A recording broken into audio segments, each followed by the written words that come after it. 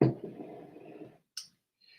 everybody, Jason here. Tonight we are going to discuss income calculation formulas. So when you are screening a tenant application and they provide you pay stubs or some sort of proof of income, I'm going to show you what that looks like and some of the things we can do to calculate the correct formula for those. In the links section should be a link to a resource guide, an income calculation cheat sheet, which has these formulas listed as well. If not, I'll make sure to get that posted in the description after the live is over. Let's see here, what else we have. Also want to touch real quick before we get into the actual content of everything, that this is also in the Landlord Forms Vault.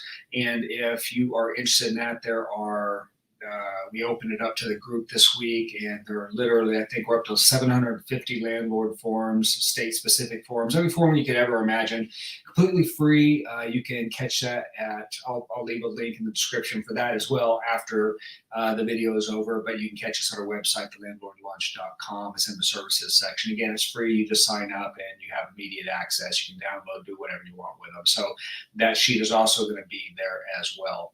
Let's see here. Okay, so on that note, let me get this. I'm going to have to switch over here real quick to a screen share, and then we will get right into the content.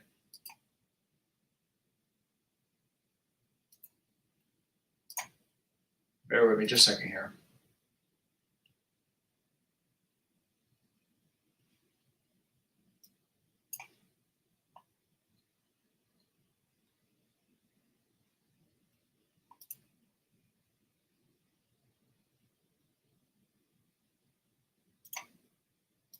There we go.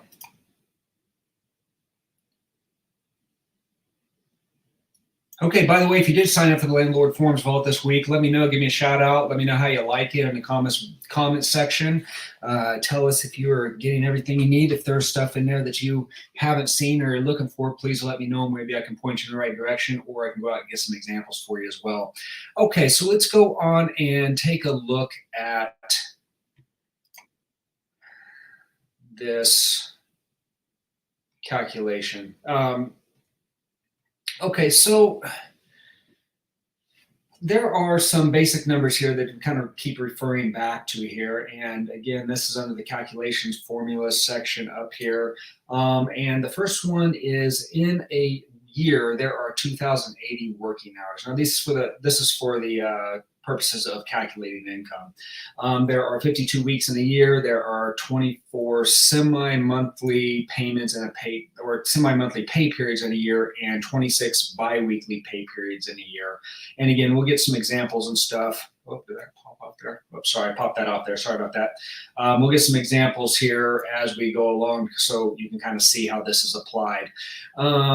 So for our example, as we kind of work through this, we're just going to assume that the rent is $1,000 per month, nice even number, and that we have a minimum income requirement of 3 times the amount of rent.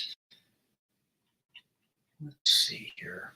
Well, there's a piece here I want to discuss, and missing it, so I'll just wait here. So a couple things that we need to kind of think about before we get into the income calculation side is, again, how much are you going to require for your minimum rent? So I've seen 2.5 times, I've seen 3 times the amount of rent, and that's basically saying that if you have a 2.5 times after the amount of rent, that means that if the rent's $1,000, then you have to make $2,500 a month minimum. And now we use gross income on that as well, but you'd have to make $2,500 a month as a family to qualify for that housing. And if you're using a 3-time factor, you would need to make $3,000 in this particular scenario. So again, we do use gross income, and we are looking at the entire household. So if one person makes $2,500 a month and the other person makes $500 a month, well, $3,000 a month is the total household income, and that's what we use to qualify those applicants.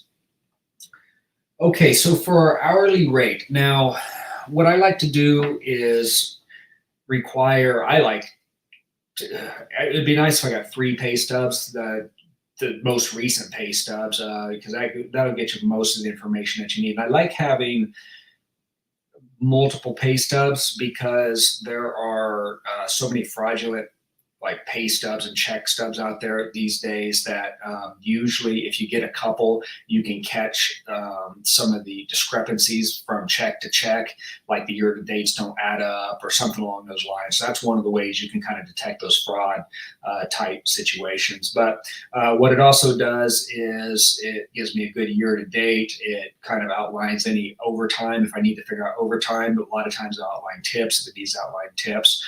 If you don't use pay stubs, which I highly recommend getting pay stubs regardless.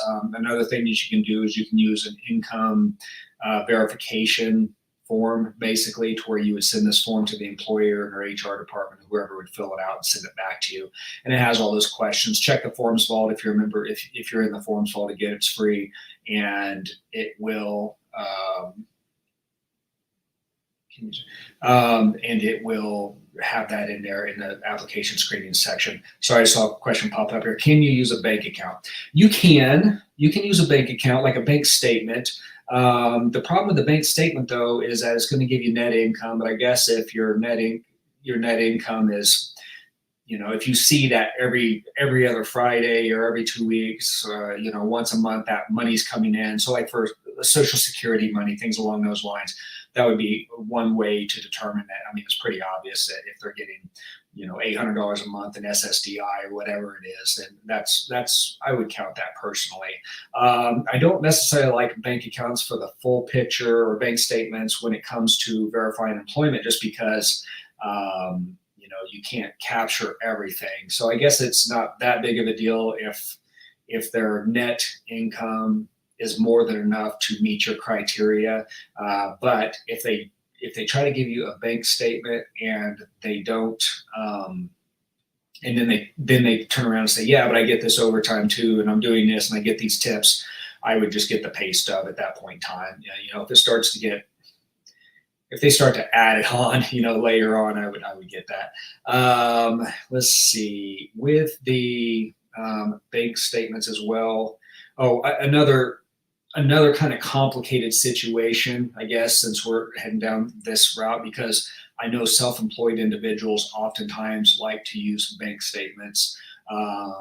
And really what you want for self-employed individuals is their tax return showing what they actually made for the year, because you can make $100,000 in gross sales and spend $120,000 in expenses and you're in the hole. So you're not really making any money.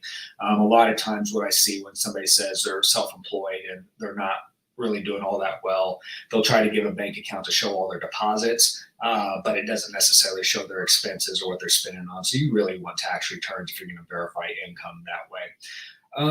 Okay, so on the hourly rate example, so let's say we got our pay stub, and on our example here, it's saying that they make $25 an hour. So the calculation's pretty simple, and this is assuming no overtime, no tips. This is 40 hours a week straight.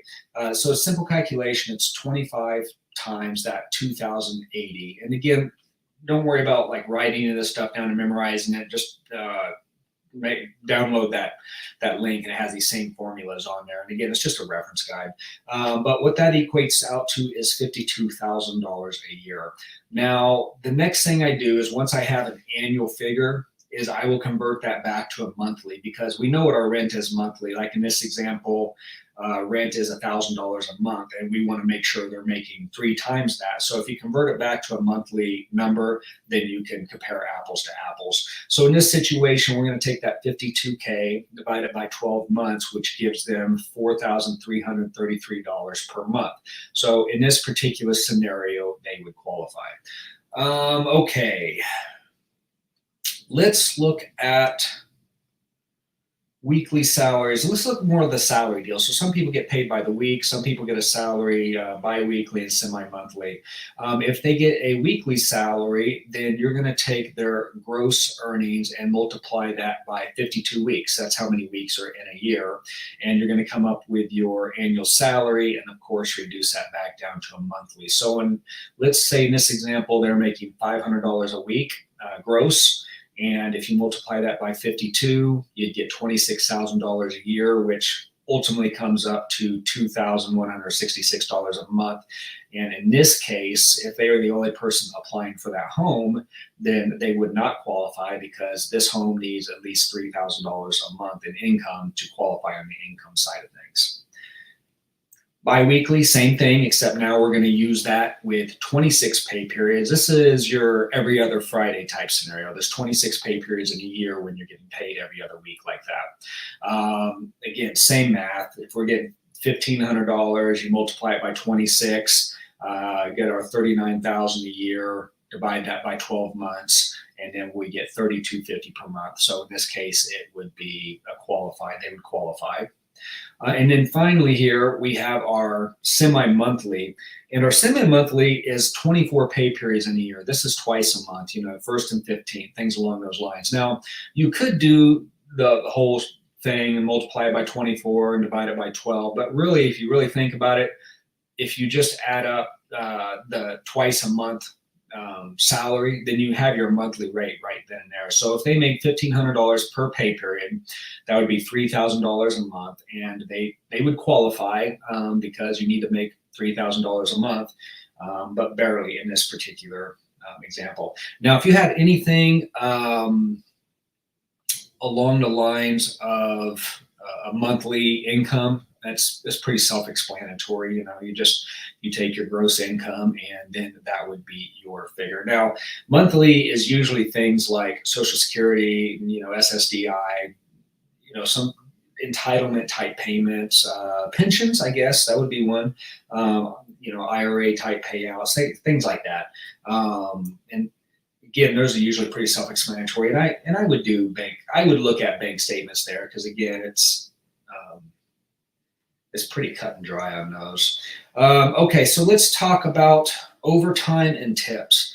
Now, overtime and tips is pretty much calculated the same way, but what we're looking to do is we are looking to find the average number, because this is going to be a little bit more of a projection, because this can vary a little bit, but we're going to look for the average number of overtime hours that they work, or an average amount of tips that they get. Now, what I won't do is, if somebody is saying, if it's reflecting that they make $100 a week in tips, and they're like, yeah, but I take home $500 extra that I just pocket in cash.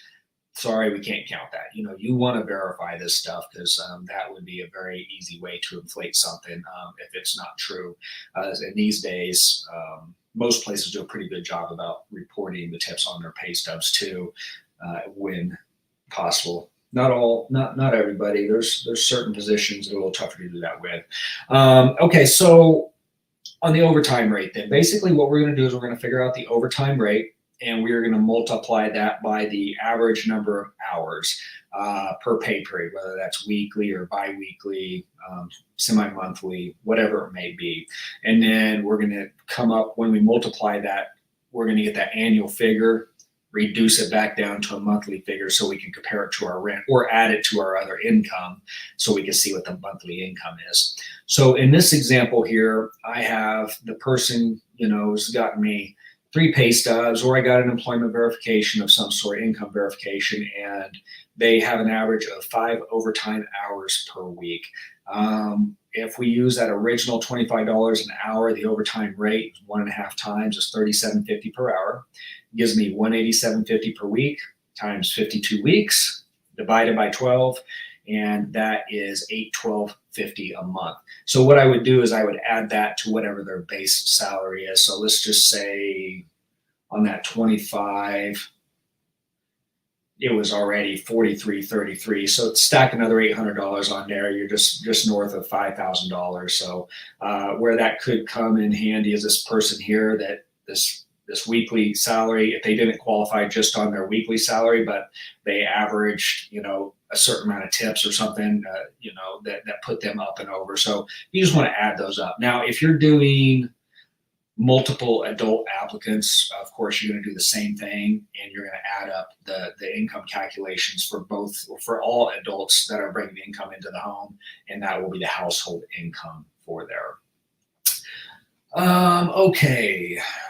Coming to the end of the calculation, and again, I know I kind of flew through this a little bit, but that resource guide that'll be in the links. It's going to have the actual formulas here. And of course, if you have any questions along the way, please make sure to let me know. I'm more than happy to help. I do want to talk about housing programs a little bit. Now, this is going to differ. It's going to vary a little bit because, you know, from state to state, this may change. So housing programs. Now, this is any program that's going to pay a portion of the rent. So this is either your VAs, your Section 8, your a program I worked with is Shelter Plus Care. You know, there's home programs. There's all kinds of programs out there. But anybody that basically is any organization is basically going to give a tenant some sort of voucher that will pay a certain percentage of the rent on a monthly basis. This is kind of where this comes in. Now, what we're going to do when we income qualifying is we're going to use the same criteria, but the difference is one way to do this. And again, if you know of a different way, or if you have a better way or an alternative way, please let us know in the comments. I've seen a couple different ways. This one makes the most sense to me, but you know, if you have something, please let me know. By all means, I haven't seen, you know, this play out in every city and every state out there. So please contribute. But in this particular scenario, what we're going to do is if the housing voucher is saying, okay, we're going to pay $800 a month of that rent, which means their portion is going to be $200. And you take any number you want. Whatever their portion is what we are going to do the income verification, the calculation on. So if 8 is covered, basically we're going to take that $200 a month and make sure they make at least 3 times the amount of that rent that they have to cover. In this particular scenario, it's $600. Now, the one caveat to this is that if they have 0 income coming in and housing is going to pay 100% of their rent, that's great. But what if they don't have money to pay for the utilities and their food and other living expenses? Is something you got to think about. Now, again, most of the time I haven't seen a whole bunch of that, but if you run into this scenario, I think what you have to think about is, okay, you got to ask that question. One way you could potentially get around this, and it's been a while since I personally worked with housing, but one way you could potentially get around this is maybe have the minimum on there so that, you know, whatever it is, that they have to make 3 times the amount of rent, but it has to be a minimum of $600 a month, because that would be enough to cover the basic utilities and the living expenses. I mean, if you're getting 80% on a housing voucher, most likely you're getting, you know, some sort of help with food and other assistance as well. So just make sure you know everything that's coming in so you can make an informed decision on that. And then, of course, make sure you know the laws in your areas. If you can't put that minimum in place, make sure to know what you can and can't do. And again, there are other ways to kind of look at that and calculate it. But whatever you do in terms of your approach with dealing with housing and calculating income, just make sure to keep it consistent and apply it the same way to all residents across the board, or applicants across the board. Let me just show you here real quick before I drop this screen share. This is that income formula sheet. If you want it, it's there. You can download it, you can keep it. And again, it just has all the numbers on here. And it's in the forms vault too as well, if that's something you're interested in. Okay, let me drop off here, and I see a couple comments popped up. I'll take a look at that real quick as well. Okay. So bank account, industry standard requires 6 months for bank statements. Yeah, I mean, that would absolutely do it, because what we're really looking to do is we're looking to make sure there's consistency in that income coming in. Again, I'm not wild about bank statements overall, but I will use them if I have to, because I mean, I do want to get people approved, but at the same time, there's almost this thing that so there are companies out there that make this a little challenging. Like they'll force you to get a 1-800. You have to call 1-800 work number or something like that, and you have to pay them to get the verification. And I won't deal with that. What I do is I usually put that back on the applicant to say, listen, they're going to charge me to verify this for you. Give me those pay stubs, because if a company is sophisticated enough to send you to a 1-800 work number, they're sophisticated enough to get your pay stubs for you.